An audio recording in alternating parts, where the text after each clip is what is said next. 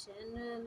सो आज हम पढ़ेंगे 10th क्लास का यूनिट नंबर 10, क्योंकि बाकी जो 9 यूनिट्स थे वो आप लोगों ने जो है वो 9th क्लास में पढ़ लिए हैं। आज जो हमने स्टार्ट लेना है वो हमारा है चैप्टर नंबर 10 और ये है गैसियस एक्सचेंज। ठीक है, ये गैसियस एक्सचेंज जो है वो आपको वर्ड गैस से ही समझ जाना चाहिए कि हम किस चीज़ की एक्सचेंज कर रहे हैं। ठीक है, अब जो है यहाँ पर हम 3 टर्मिनोलॉजीज़ पढ़ेंगे। इसके अंदर हमने सबसे पहले पढ़ना है ब्रेथिंग को, उसके बाद हमने इसमें पढ़ना है सेलुलर रिस्पायरेशन को और साथ ही हमने इसमें पढ़ना है गैसेस एक्सचेंज को।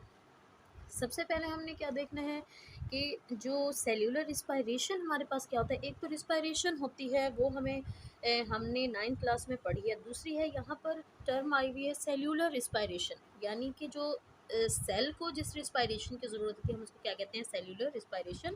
इसके अंदर क्या होता है, बेसिकली हम कार्बन और हाइड्रोजन के बॉन्ड्स को जो है वो ब्रेक करते हैं थ्रू ऑक्सीडेशन रिडक्शन रिएक्शन। ठीक है, किसके through, through oxidation reduction reaction. अगर हम इसको मिलाकर पढ़ें तो हम इसको कहते हैं रिडॉक्स रिएक्शन। हम इसको क्या कहेंगे, redox reaction.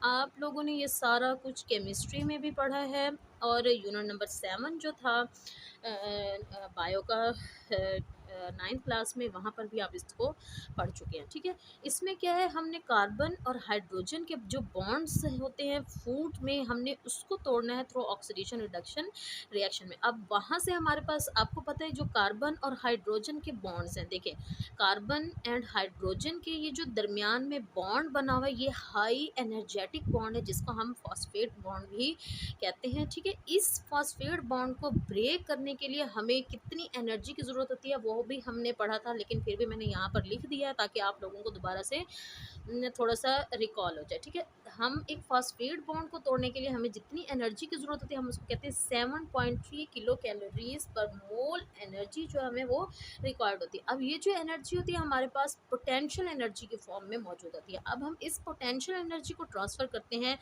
ATP adenosine triphosphate में। ठीक है, देखिए फॉस्फेट के, आपको पता है कि फॉस्फेट जो है कितने मॉलिक्यूल्स एटीपी में मौजूद होते हैं, 3 मॉलिक्यूल्स ऑफ फॉस्फेट जो है वो मौजूद होते हैं। ठीक है, अब जो है हम इसकी डेफिनेशन थोड़ी सी देख लेते हैं। Cellular respiration is the process in which the carbon and hydrogen bonds in foods are broken by oxidation reduction reaction, जिसके अंदर हम क्या करते हैं, ऑक्सीडेशन रिडक्शन रिएक्शन के थ्रू किसकी ब्रेक डाउन करते हैं, कार्बन और हाइड्रोजन के बॉन्ड्स में, किस में मौजूद होते हैं वो, फूड्स में। ओके, यहाँ तक हो गई है। और नेक्स्ट आपको बताया हुआ है कि एनर्जी को हम ट्रांसफ़र कर देते हैं एटी पे।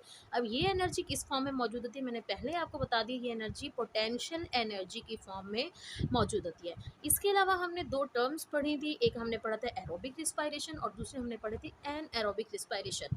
यू नो दैट कि एरोबिक और एनारोबिक में क्या फ़र्क है। आपको पता है कि ऐसी रिस्पायरेशन जिसके अंदर हमें ऑक्सीजन की ज़रूरत होती है उस रिस्पायरेशन को हम कहते हैं एरोबिक, और ऐसे प्रोसेसेस जिसके अंदर हमें ऑक्सीजन की ज़रूरत नहीं होती हम उनको क्या कहते हैं, एनएरोबिक रिस्पायरेशन। चलिए इसको भी पढ़ लेते हैं। In anaerobic respiration oxygen is use and there is complete oxidation of the food material. ठीक है, क्या होता है, एरोबिक रिस्पायरेशन में ऑक्सीजन यूज होती है और कंप्लीट ऑक्सीडेशन हो जाती है फूड मटेरियल की। Carbon dioxide and water are also produce in this process. उस प्रोसेस में, अब ये कौन सा प्रोसेस है, ये रिस्पायरेशन का प्रोसेस है जिसके अंदर हम ऑक्सीजन को यूज़ कर रहे हैं और हमारे पास जो बाय प्रोडक्ट्स बन रहे हैं वो वाटर है और साथ में कार्बन डाइऑक्साइड है। चले, ये तो हमने जनरल जो है सेल्यूलर रिस्पायरेशन की डेफिनेशन पढ़ी है, लेकिन यहाँ हम 3 टर्म्स को यूज़ कर रहे हैं। सबसे पहले जो है वो है cellular respiration, gases exchange, breathing. मैं आपको स्टार्टिंग पॉइंट जो मैं लूँगी ब्रेथिंग से। चले मैं आपको बताती हूँ कि ब्रेथिंग क्या होता है। ब्रेथिंग जो है वो बेसिकली एक फ़िज़िकल फिनोमिना है, यानी कि आपने सांस ली इस तरह से, देखिए आपने अपने नाक के थ्रू, मुंह के थ्रू आपने क्या किया, एयर को खाली अपने जो है वो बॉडी में एंटर किया है, उस चीज़ को हम कहते हैं ब्रेथिंग। ये सिर्फ एक फिजिकल फिनोमिना है, यानी कि इसके अंदर कोई भी केमिकल रिएक्शन नहीं हुआ। क्या नहीं हुआ, यहाँ पर सिर्फ फिजिकल फिनोमिना है ये, इसके अंदर कोई भी केमिकल रिएक्शन नहीं हुआ। ठीक है, इस चीज़ को आपने देख लेना है। अब जो इसका डिफरेंस आ सकता है कि ब्रेथिंग और सेल्यूलर रिस्पायरेशन में डिफरेंस बताएं। तो ब्रेथिंग का मैंने आपको बता दिया, ये सिर्फ एक फिजिकल फिनोमिना है, जबकि सेल्यूलर रिस्पायरेशन में आपने देखना है ये भी फिजिकल प्रोसेस है, लेकिन साथ साथ इसका डिफरेंस क्या है ब्रेथिंग से, कि इसके अंदर केमिकल प्रोसेसेस भी होते रहते हैं। क्या होते रहते हैं? Chemical processes. चलें इसको अब मैं आपको पढ़ के बताती हूँ। Organisms get the oxygen needed for cellular respiration from the environment and provide it to their cell.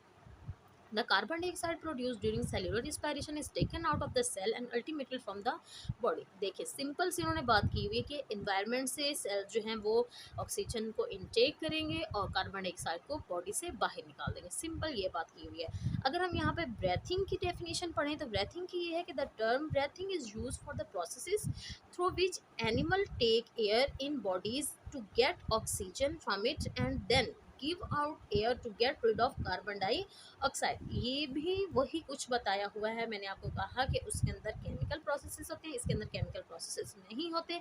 इसमें भी एनिमल्स क्या करते हैं, हवा से जो है अपने बॉडी के अंदर जो है वो ऑक्सीजन लेते हैं और इसी तरह से गिव आउट करते हैं किस चीज़ को, ऑक्सीजन को हवा में। ठीक है, ये यहाँ तक था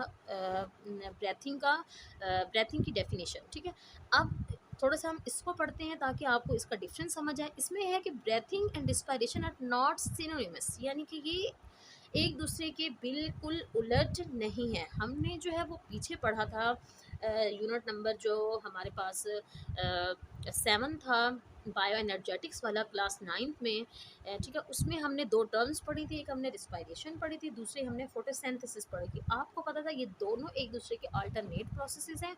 इसमें क्या था कि जो ग्लूकोज हमारे पास बनता है ड्यूरिंग फोटोसिंथेसिस प्रोसेस, अब वो जो ग्लूकोज है फोटोसिंथेसिस में बनेगा, लेकिन वही ग्लूकोज जो है हमारे पास कहाँ पर यूटिलाइज होता है, इन द रिस्पायरेशन में। तो यहाँ पर भी वही बात की हुई है।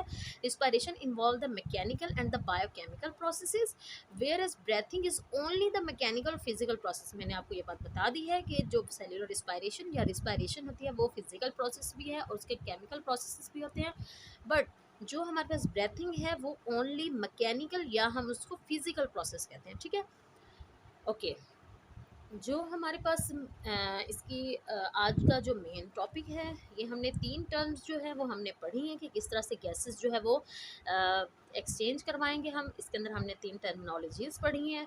वो हमारे पास थी गैसेस एक्सचेंज, ब्रेथिंग थी हमारे पास, और सेलुलर रिस्पायरेशन। यहाँ हमारे पास एक चीज़ रह जाती है गैसेस एक्सचेंज। हमारी बुक के अकॉर्डिंग जो है वो गैसेस एक्सचेंज इस तरह से दी हुई है, वो सिर्फ एनिमल्स के अकॉर्डिंग ही दी हुई है, यानी कि एनिमल्स की जैसे प्लांट्स के इसमें जो है वो नहीं बताया हुआ।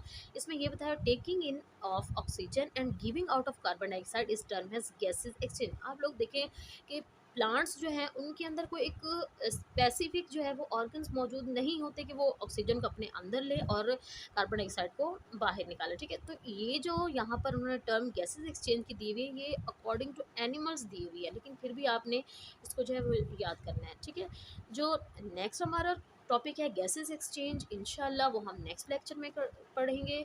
Please subscribe my channel and like my channel. अल्लाह हाफिज़।